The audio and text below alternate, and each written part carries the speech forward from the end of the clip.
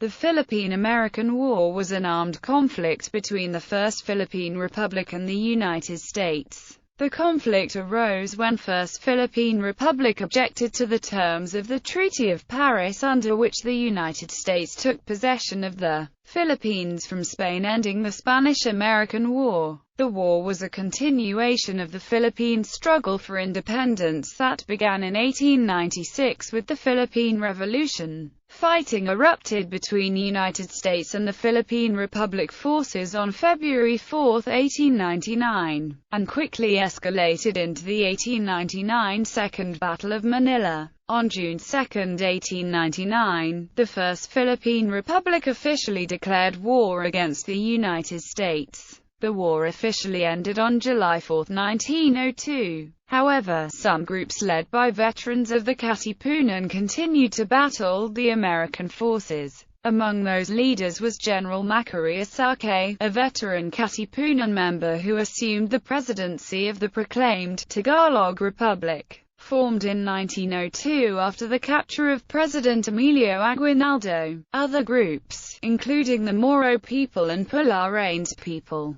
continued hostilities in remote areas and islands until their final defeat a decade later at the Battle of Budbagsak on June 15, 1913. The war and occupation by the U.S. would change the cultural landscape of the islands, as people dealt with an estimated 34,000 to 220,000 Philippine casualties, disestablishment of the Roman Catholic Church in the Philippines, and the introduction of the English language in the islands as the primary language of government, education, business, industrial and increasingly in future decades among families and educated individuals. Under the 1902 Philippine Organic Act, passed by the United States Congress, Filipinos were initially given very limited self-government, including the right to vote for some elected officials such as an elected Philippine Assembly. But it was not until 14 years later, with the 1916 Philippine Autonomy Act, passed by the United States Congress,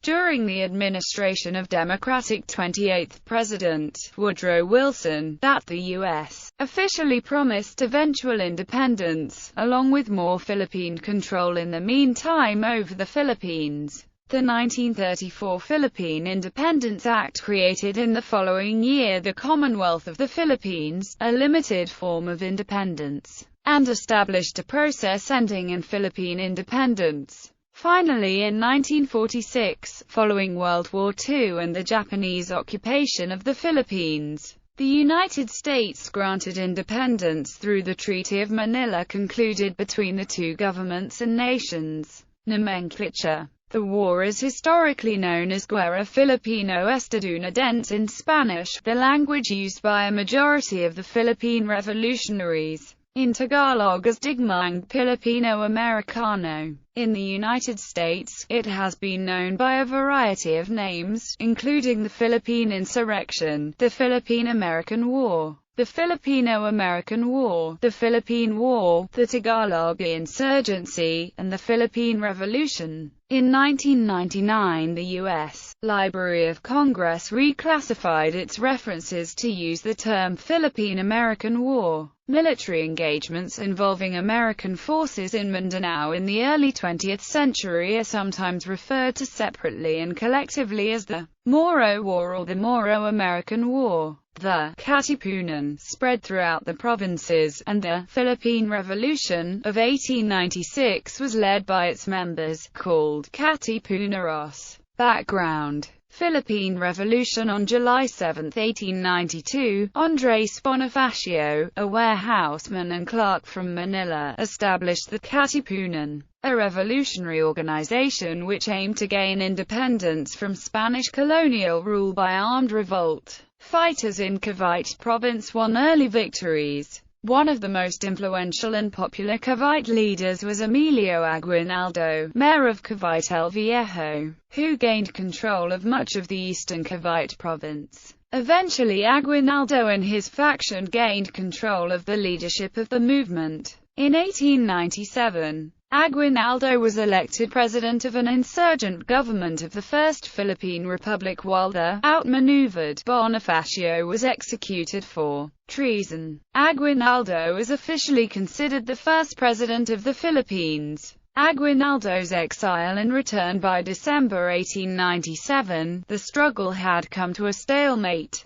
In August 1897, armistice negotiations were opened between President Aguinaldo and the Spanish Governor-General, Fernando Primo de Rivera. By mid-December an agreement was reached in which the governor would pay Aguinaldo a sum described in the agreement as $800,000 in 3 installments if Aguinaldo would go into exile. Aguinaldo then established himself in Hong Kong. Before leaving, Aguinaldo denounced the revolution, exhorted Filipino rebel combatants to disarm and declared those who continued hostilities and waging war to be bandits. However, some Philippine revolutionaries did continue armed struggle against the Spanish colonial government. Aguinaldo wrote retrospectively in 1899 that he had met with U.S. Consuls E. Spencer Pratt and Rounceville Waldman in Singapore in 1898 between April 22 and 25, and that they persuaded him to again take up the mantle of leadership in the revolution, with Pratt communicating with Admiral George Dewey by telegram, passing assurances from Dewey to Aguinaldo that the United States would at least recognize the independence of the Philippines under the protection of the United States Navy, and adding that there was no necessity for entering into a formal written agreement because the word of the Admiral and of the United States Consul were in fact equivalent to the most solemn pledge that their verbal promises and assurance would be fulfilled to the letter and were not to be classed with Spanish promises or Spanish ideas of a man's word of honor. Aguinaldo reports agreeing to return to the Philippines, traveling from Singapore to Hong Kong aboard the steamship Malacca, onwards from Hong Kong on American dispatch boat McCulloch, and arriving in Cavite on May 19.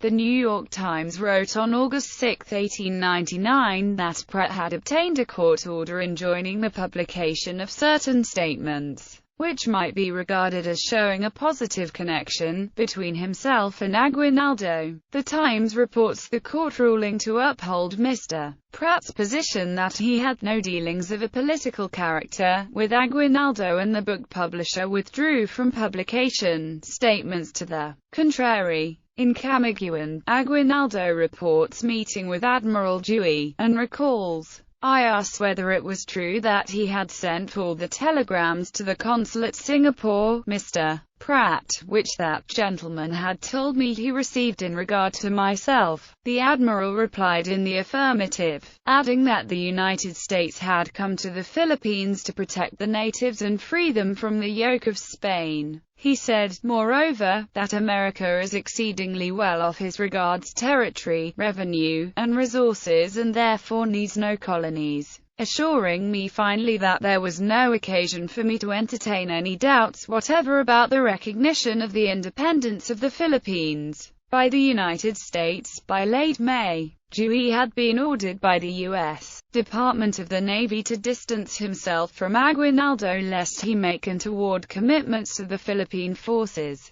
In a matter of months after Aguinaldo's return, Philippine revolutionary forces conquered nearly all of Spanish-held ground within the Philippines, with the exception of Manila, which was surrounded by revolutionary forces some 12,000 strong. The Filipinos now controlled the Philippines. Aguinaldo also turned over 15,000 Spanish prisoners to the Americans, offering them valuable intelligence. On June 12, Aguinaldo declared independence at his house in Cavite El Viejo. Spanish Governor-General Fermin Jordines had made a secret agreement with Dewey and General Wesley Merritt. Jordines specifically requested to surrender only to the Americans, not to the Filipino revolutionaries. To save face, he proposed a mock battle with the Americans preceding the Spanish surrender. The Filipinos would not be allowed to enter the city. Dewey and Merritt agreed to this, and no one else in either camp knew about the agreement. On the eve of the mock battle, General Thomas M. Anderson telegraphed Aguinaldo, "Do not let your troops enter Manila without the permission of the American commander. On this side of the Pasig River you will be under fire." On August 13, with American commanders unaware that a peace protocol had been signed between Spain and the United States on the previous day, American forces captured the city of Manila from the Spanish. At the beginning of the war, allies against Spain in all but name, now Spanish and Americans, were in a partnership that excluded the Filipino insurgents. Fighting between American and Filipino troops almost broke out as the former moved in to dislodge the latter from strategic positions around Manila. On the eve of the attack, Aguinaldo had been told bluntly by the Americans that his army could not participate and would be fired upon if it crossed into the city. The insurgents were infuriated at being denied triumphant entry into their own capital, but Aguinaldo bided his time. Relations continued to deteriorate, however, as it became clear to Filipinos that the Americans were in the islands to stay. The June 12 Declaration of Philippine Independence had not been recognized by either the United States or Spain, and the Spanish government ceded the Philippines to the United States in the 1898 Treaty of Paris, which was signed on December 10, 1898. In consideration for an indemnity for Spanish expenses and assets lost. On January 1, 1899, Aguinaldo was declared President of the Philippines, the only president of what would be later called the First Philippine Republic. He later organized a congress at Malolos, Bulacan to draft a constitution. Admiral Dewey later argued that he had promised nothing regarding the future. From my observation of Aguinaldo and his advisers, I decided that it would be unwise to cooperate with him or his adherents in an official manner.